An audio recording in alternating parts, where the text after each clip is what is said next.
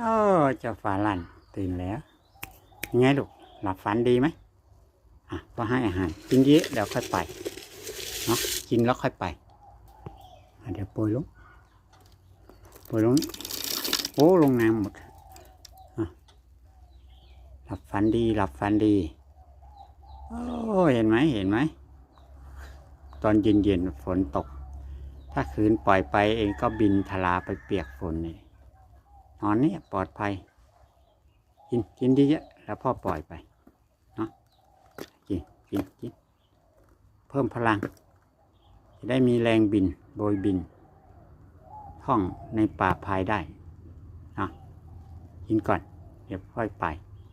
พ่อกินกาแฟก่อนเจ้าก็กินไปเนาะจะได้มีแรงโบยบินกินน้ำด้วยกินน้ำเลยละกินกิน